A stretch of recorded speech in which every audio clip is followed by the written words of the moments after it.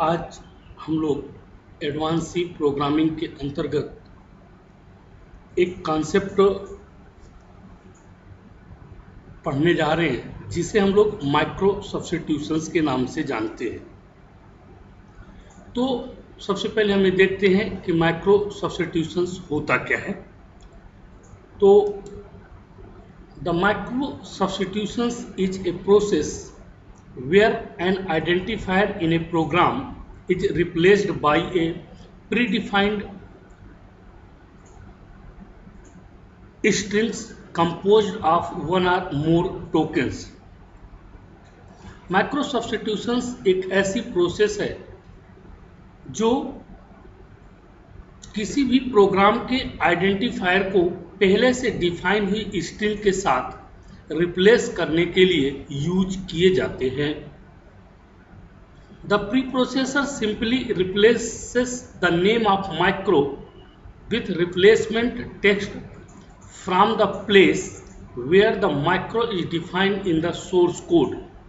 Means आपके source code एक बार micro को डिफाइन करने के बाद आपके सोर्स कोड में जहां पर उस माइक्रो को एक्सेस किया जाता है वहां वो क्या हो जाते हैं, रिप्लेस हो जाते हैं। Hash defined statement is to be used for micro creation. किसी भी माइक्रो को क्रिएट करने के लिए हमें हैश डिफाइंड स्टेटमेंट का यूज करना पड़ता है। सिंटैक्स है hash defined name replacement text, मतलब हैश डिफाइंड उस माइक्रो का नाम क्या होगा और रिप्लेसमेंट टेक्स्ट मीन्स वो कौन सा टेक्स्ट होगा जिसके द्वारा हम अपने प्रोग्राम्स के सोर्स कोड में उसे रिप्लेस करेंगे। Different form of micro substitutions. Micro substitutions के कई प्रकार हैं, उनमें से कुछ महत्वपूर्ण प्रकार यहाँ पर दिए हुए हैं। फर्स्ट है सिंपल माइक्रो सब्स्टिट्यूशंस, सेकेंड है आर्गुमेंट माइक्रो सब्स्टिट्यूशंस और थर्ड है नेस्टेड माइक्रो सब्स्टिट्यूशंस। तो सबसे पहले सिंपल माइक्रो सब्स्टिट्यूशंस को हम लोग स्टार्ट करते हैं। Simple micro substitutions, in simple micro substitutions N identifier is simply replaced by a string. यह यहाँ पे जो वर्ड आइडेंटिफायर बार बार यूज हो रहा है वो एक्चुअली माइक्रो है, वो सिंपली उस स्ट्रिंग को रिप्लेस कर देता है जिसके द्वारा हम हैश डिफाइन से डिफाइन किए हुए हैं। This can be done by using the directive hash define, और इस कार्य को करने के लिए हमें हैश डिफाइन डायरेक्टिव का यूज करना होता है। It takes the following general form. इसका जो जनरल फॉर्म है सिंटैक्स है हैश डिफाइन आइडेंटिफायर और string. Means hash define identifier वो जिस नाम से माइक्रो को बनाएंगे और स्ट्रिंग जिसको हमें रिप्लेस करना है। Where identifier must be a valid C name and string may be any text. जो आइडेंटिफायर यहाँ पर यूज करेंगे मीन्स माइक्रो नेम जो हम यूज करेंगे वो वैलिड सी का नेम होना चाहिए और स्ट्रिंग कोई भी हो सकती है। When we use this identifier in our program, then this identifier is known as micro and hash defined directive only replace the micro by string। जब हम आइडेंटिफायर्स को अपने प्रोग्राम में यूज करते हैं तो माइक्रो के द्वारा हैश डिफाइंड डायरेक्टिव के द्वारा डिफाइन किए गए माइक्रो से उसे रिप्लेस कर दिया जाता है। Simple micro substitutions is commonly used to define symbolic constant। जो सिंपल माइक्रो सब्स्टिट्यूशंस का जो बेसिक यूज है वो ये है कि हम सिंपल सिंबॉलिक कांस्टेंट्स को डिफाइन करने के लिए यूज करते हैं। फॉर एग्जांपल पाई, एक्स या पी। यहाँ पर आप देख पा रहे हैं पाई का मान हमने 3.14, एक्स एक का आइडेंटिफायर डिफाइन किया उसका मान हमने 100 रखा हुआ है, और पी एक ये वर्ड माइक्रो है इसको हमने प्रिंट एफ से शो किया। मीन्स जहाँ पे हमें प्रिंट एफ यूज करना था वहाँ हम क्या यूज करेंगे, पी, और ये आसानी से वर्क करेगा। It is a convention to write all micro in capital to identify them as symbolic constant. Means एक कन्वेंशन है एक रूल है कि जितने भी हम लोग माइक्रोज या आइडेंटिफायर्स यूज करते हैं उन्हें हम कैपिटल लेटर से डिफाइन करते हैं ताकि हमें पता चल सके कि ये सिंबॉलिक कांस्टेंट्स हैं। अब मैं आपको यहाँ पर एक एग्जांपल बताने जा रहा हूँ कि किस तरह से हम लोग सिंपल माइक्रो सब्स्टिट्यूशंस को यूज कर सकते हैं।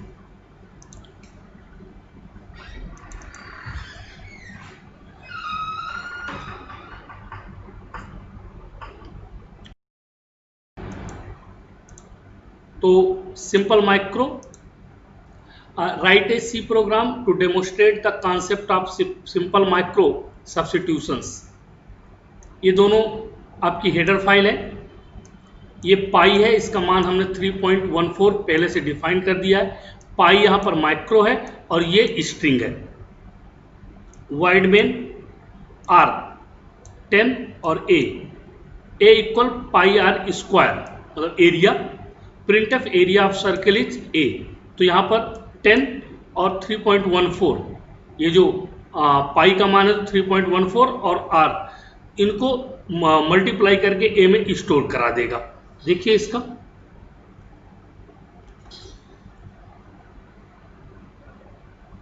Area of circle is 314। Okay, तो इस तरह से हम इसको यूज कर सकते हैं। एक और एग्जांपल मैं दिखाना चाह रहा हूं आपको सिंपल माइक्रो का। तो इसको कुछ ऐसा डिजाइन किया गया है।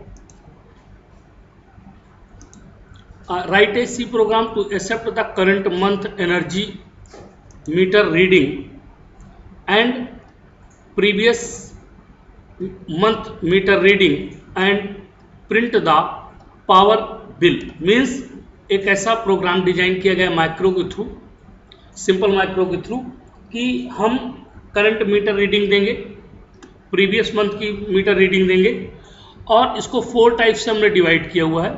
Domestic, commercial, industrial and agriculture. और चारों के अलग अलग रेट्स हमने माइक्रो के रूप में डिफाइन किया हुआ है। तो देखिए हैज डिफाइंड, डी डोमेस्टिक को डिनोट करेगा 2.99 पैसे पर यूनिट। अगर वो कमर्शियल यूज कर रहा है तो 6.80 पर यूनिट। अगर वो इंडस्ट्रियल यूज कर रहा है तो 12.50 पर यूनिट। और अगर वो एग्रीकल्चर के लिए यूज कर रहा है तो 0.50। तो देखिए 3 हमने वेरिएबल लिया है, current meter reading, previous month meter reading and the NU. ठीक है, नंबर ऑफ यूनिट्स जो भी है आपके, कैर, टाइप, फ्लोट, बिल।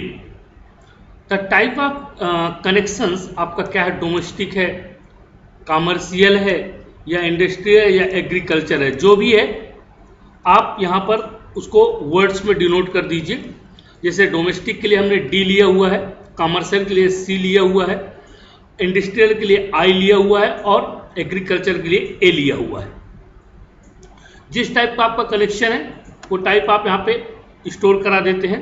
फिर करंट मंथ मीटर रीडिंग, जो भी करंट मंथ की मीटर रीडिंग है उसको CMR में स्टोर कराते हैं और प्रीवियस मंथ की मीटर रीडिंग और उसको PMR में स्टोर करा के करंट मंथ और प्रीवियस मंथ को माइनस करा देते हैं तो एक्चुअल यूनिट हमारी आ जाती है। अब यहाँ पर देखिए अगर वो डी है तो number of units bill equal to number of unit into D, मतलब डोमेस्टिक है। यदि कमर्शियल है तो कमर्शियल कैलकुलेशन आए, यदि इंडस्ट्रियल है तो इंडस्ट्रियल, और यदि एग्रीकल्चर है तो एग्रीकल्चर। इसके बाद आपको बताया कि नंबर ऑफ यूनिट्स आपने कितना यूज कंज्यूम आपकी हुई है और टोटल बिल आपका क्या होगा। देखिए मान लीजिए मेरा डोमेस्टिक कनेक्शन है तो मैंने डी यहाँ पर डिनोट कर दिया। इंटर द करंट मंथ, मतलब मेरा चला है 1243 और प्रीवियस मंथ मेरा था 1199। तो इस पे 1199 12 पे लगभग 46 यूनिट बन रहा है। तो देखिए 46 कंज्यूम किया है और आपका बिल है 137.53 पैसे। तो इस तरह से हम सिंपल माइक्रो का यूज कर सकते हैं। अब नेक्स्ट कॉन्सेप्ट की ओर बढ़ते हैं।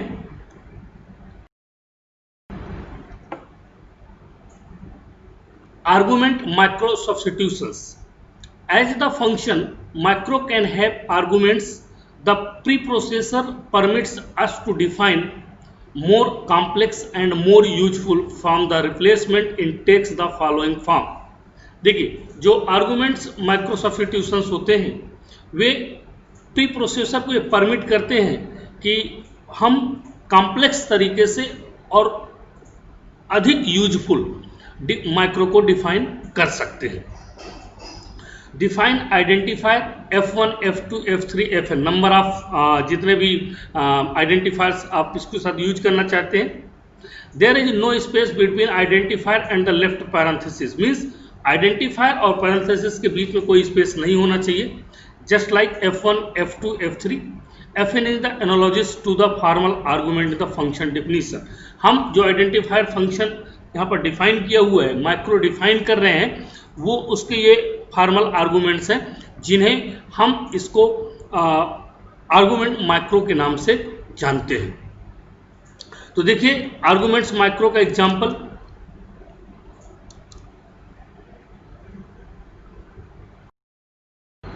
अब आप देख पा रहे होंगे कि एक प्रोग्राम है, यहाँ पर हमने एक माइक्रो डिफाइन किया पाई 3.14, ठीक है,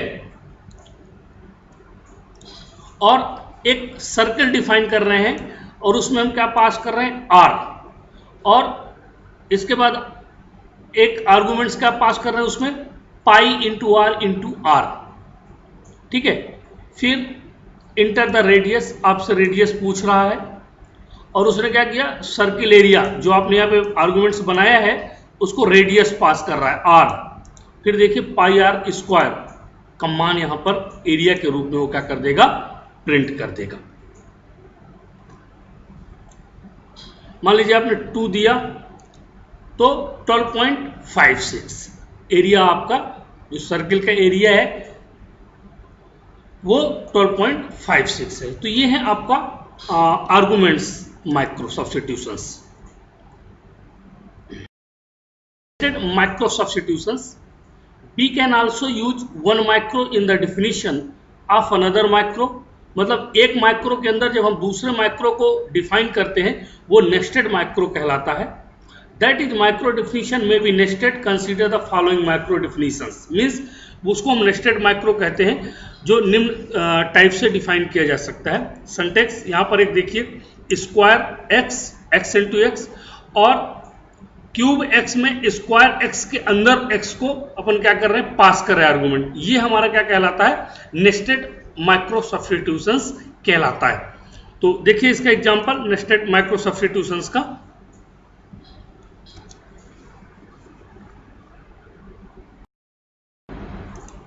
अब आप देख पा रहे होंगे कि एक स्क्वायर हमने फंक्शन बनाया है, उसको वैल्यू एक्स पास किया है.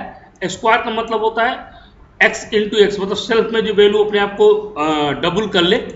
फिर क्यूब मतलब वो 3 टाइम्स अपने आप को करे, तो स्क्वायर तो ऑलरेडी हो रहा है, उसी वैल्यू को अपन ट्रिपल कर दे रहे हैं, तो ये क्यूब बन जाएगा.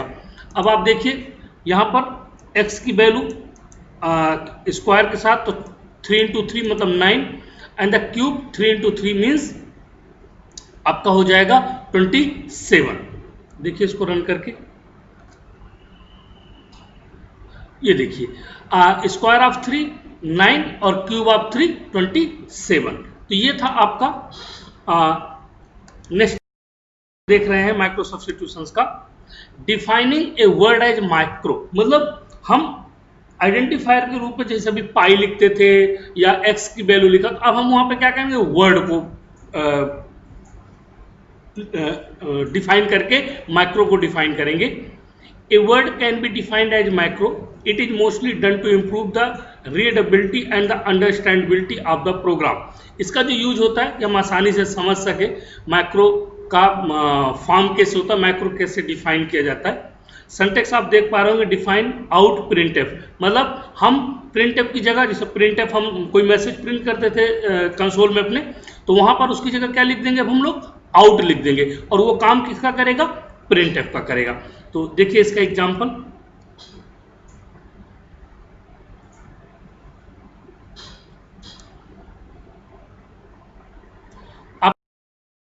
आप देख पा रहे होंगे कि मैंने hash define out print F, और मैंने जैसे अभी आपसे कहा कि मैं प्रिंट एफ नहीं लिखूंगा, प्रिंट एफ की जगह हम क्या लिख देंगे, आउट लिख देंगे, लेकिन वो काम किसका करेगा, प्रिंट एफ का करेगा। फिर स्कैन अप की जगह मैंने क्या लिख रखा है, इन लिख रखा है, तो मैं वहां स्कैन अप नहीं लिखूंगा, क्या लिखूंगा, इन लिखूंगा, और वो उसी तरह से काम करेगा। तो आप देखिए आउट, प्रिंट एफ की जगह क्या लिखा है, out inter 2 numbers, 2 number inter करा रहा है। इन स्कैन अप की जगह मैंने क्या रखा है, इन, और परसेंटाइल डी %x %y उसी तरह से स्कैन अप की तरह काम कर रहा है।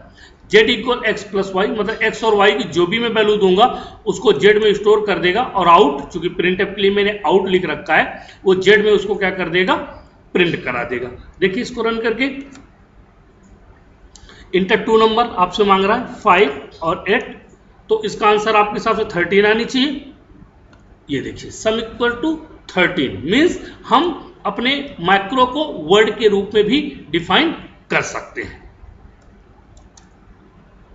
अब नेक्स्ट कॉन्सेप्ट, माइक्रो को अनडिफाइंड करना चाहते हैं, मीन्स हमने जो माइक्रो डिफाइन किया है उस माइक्रो को अनडिफाइंड करना चाहते हैं। तो a micro defined with hash defined directive can be undefined with undef, मतलब जब हम किसी माइक्रो को डिफाइन करते हैं तो हैश डिफाइन का यूज करते हैं, जबकि जब उसे अनडिफाइन करना होता है तो अनडेफ डायरेक्टिव का यूज करते हैं। इसका सिंटैक्स देखिए, हैश अनडेफ आइडेंटिफायर, जो आइडेंटिफायर हम डिफाइन करेंगे उसी को हम लोग अनडेफ कर देंगे। Where identifier is the name of micro, it is useful when we do not want to allow the use of micro in any portion of the program. इसका मतलब ये है कि हम प्रोग्राम के किसी पोर्शन में यदि इसका यूज नहीं करना चाहते हैं तो हमें अनडेफ उसको करना होगा। देखिए इसका एग्जांपल, अनडिफाइन कैसे काम करता है।